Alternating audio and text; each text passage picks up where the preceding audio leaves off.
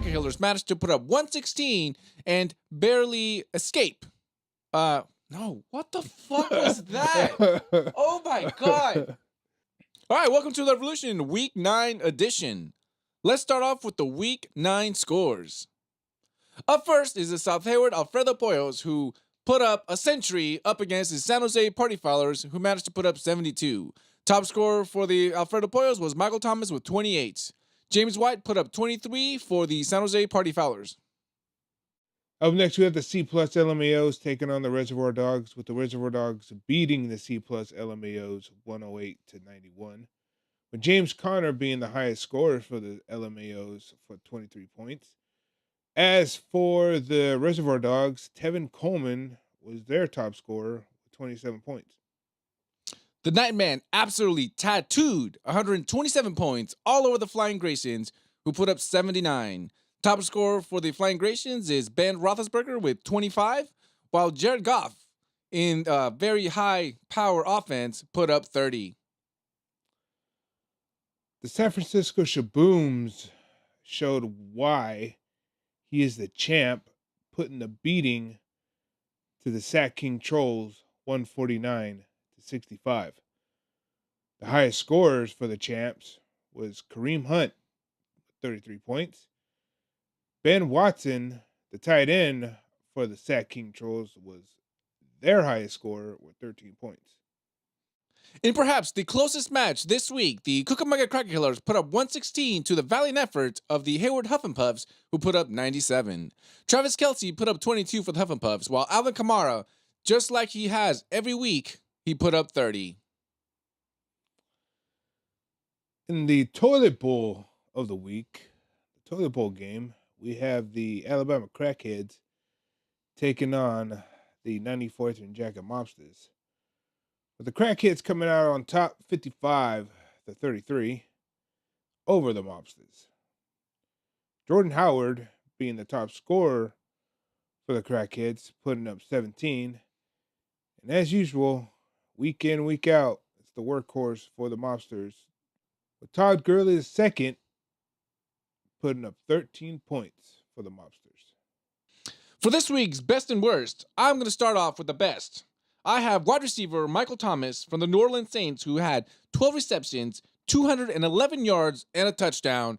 Absolute beast. Now, this one player for the worst really put up a stinker. And it's wide receiver Mike Evans for the Tampa Bay Buccaneers. He only had one reception for 16 yards for the C+. Now, you're starting to see why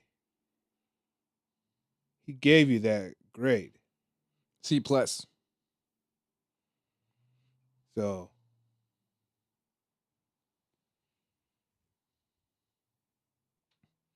all right, it's time for All Over the Bench. This week, there was a lot of bye weeks, so the best points were scarce. But the guys that helped, not at all, with their bench points. I have running back Dion Lewis for the Reservoir Dogs, who put up 62 yards and a reception touchdown. Anthony, who you got?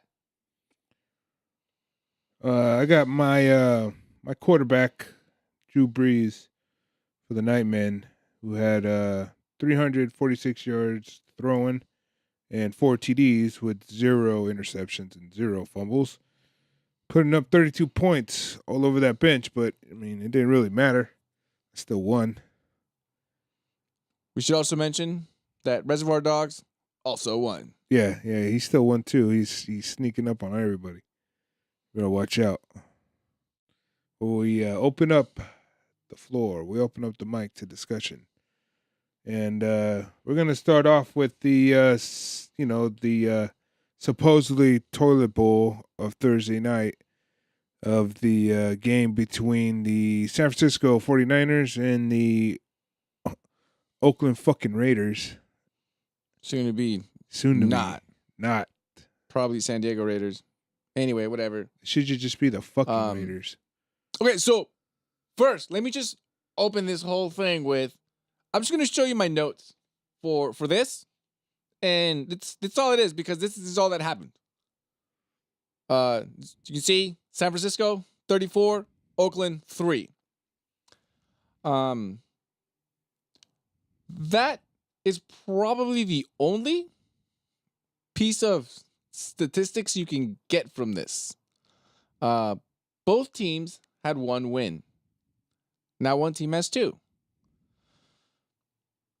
But one team was trying to win, and that team put up 34 points.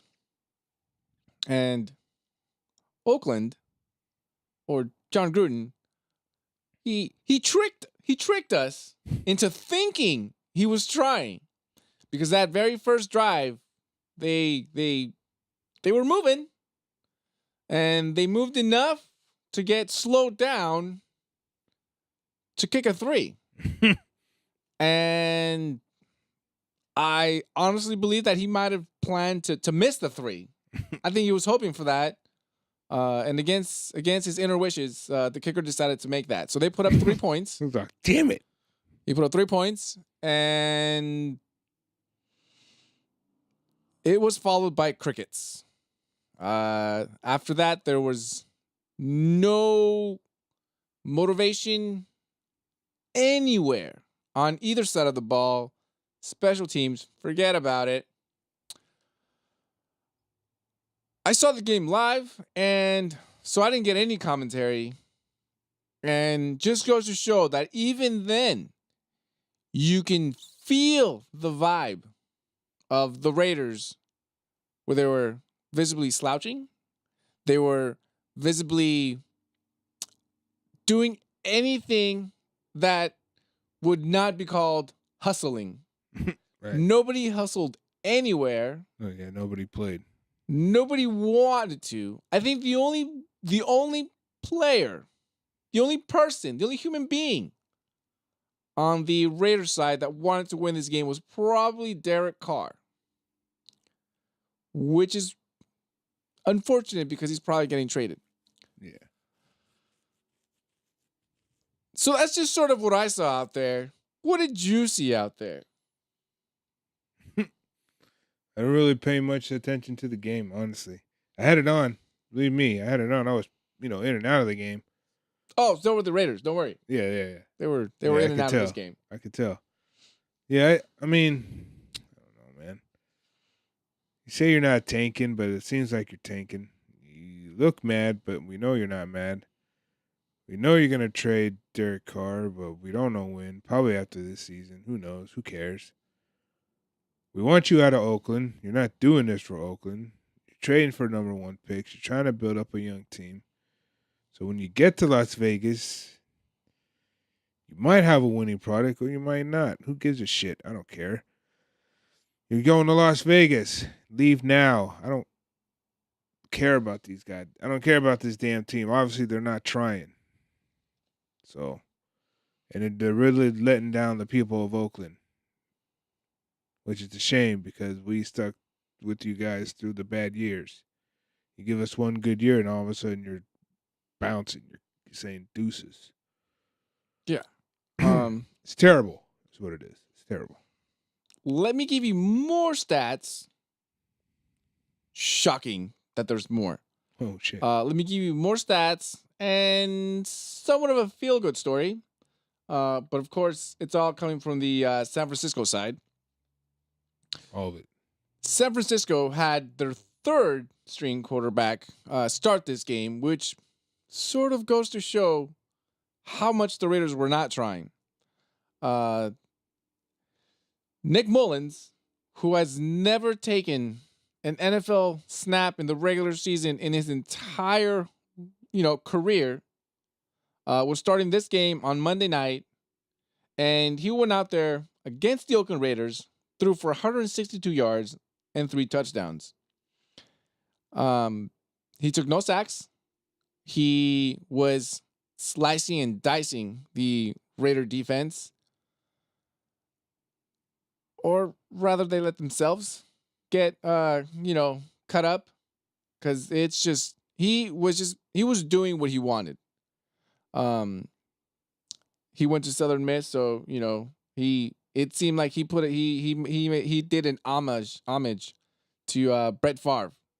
because he was just slinging it left and right in the middle, just over the line, short, long. He had that 70-yard pass to George Kittle. Who I might add is the other guy who I'm going to give you stats where he had 4 catches, 108 yards, most of them on that 70-yarder, and he had a touchdown. No one else on either team had any stats. I refuse to give the San Francisco defense for sacking Derek Carr all those times. Instead, I would like to just think of it as Derek Carr got sacked. The defense didn't sack Derek Carr. Derek Carr, through his own terrible decision-making, got himself sacked. Let's give credit where credit is due. And he looked like he didn't know what he was doing out there. He looked like he was trying, though. He looked like he was trying, but his receivers were not. Whatever receivers he did have. You know who did catch a touchdown? Amari Cooper. That's right. He caught a touchdown on Monday. He caught a touchdown. But point is, if you just use them in even a small capacity, you'd be throwing some points. But they didn't. Dallas did. Dallas is still going to suck. I am in no way endorsing anything that they're doing over there in Dallas. Jerry World, that place is big, but it's trash. They got a trash product because it's trash up and down. It starts with Jerry, and it trickles down. Hot garbage. Anyway, the final score was 34-3. They just kept piling on the points, which is good. But again, the Raiders have one win. They lost the previous game to a 1-win team, and they have yet another game up next against the New York Giants, which is another 1-win team. So even the next game isn't necessarily a test, or isn't. I shouldn't even include it any part of any sample size, because we should start including games after that game. Because the Giants are terrible. The Raiders are terrible. And they couldn't beat the Arizona Cardinals, who are terrible, twice. But hey, picks number 1 and 2, right? Picks number 1 and 2, baby. That's where it's at. I'll tell you why the Raiders didn't win, because Derek Carr doesn't throw past 10 yards for some weird reason. All he throws is check down passes to his running back, or maybe to Seth Roberts, who might be open in the slot. I don't know. But he's not throwing the deep ball like he used to, and that's why they're not winning. So I don't know if he's afraid to get hit. I think he is. And at the same time, his line is not giving him time to make the decision to throw, read his options. I might add the very expensive offensive line. Yeah, so Gruden is using him terribly. I think he needs to switch him back to what Del Rio had, or, do something. Just, you got to put him in the shotgun. You got to give him more time. You got to do everything you can. You're obviously not giving him weapons. So run the ball. Yeah. I don't know. Run the ball a little bit. God forbid if you do a little play action. God forbid. Because Derek Carr can throw it. He can put air. Or he can sling on any ball. No Patrick Mahomes. But he'll throw it. Oh, yeah. And he'll get it downfield. And if you have a guy that can run and, do some elite things like Amari Cooper sometimes can't, fire and ice. Fire and ice. Fire and ice. That's right. But they don't, because they keep trading everyone. That's right. And might I add, the Chicago defense, once again, just rock the house. Without Khalil Mack. It's the Khalil Mack spirit. He sure inspires the team. Which is one of the reasons why he's worth all that money. Yep. Yep. But you'd rather give it to an older white guy who used to be a quote good good coach. Excellent coach. He is not. He is not a good coach. Don't let the Super Bowl win fool you. People are right. It was Tim Dungy's team. He just took over the Cadillac. Everyone is right. Everyone is right. Everyone is right. I don't know who's telling John what's up, but Mama's wrong. Right. Mama's wrong. Mama's wrong. Okay, that's it. That's the end of the show. We out of here. That's it for the show. We'll see you in week 10.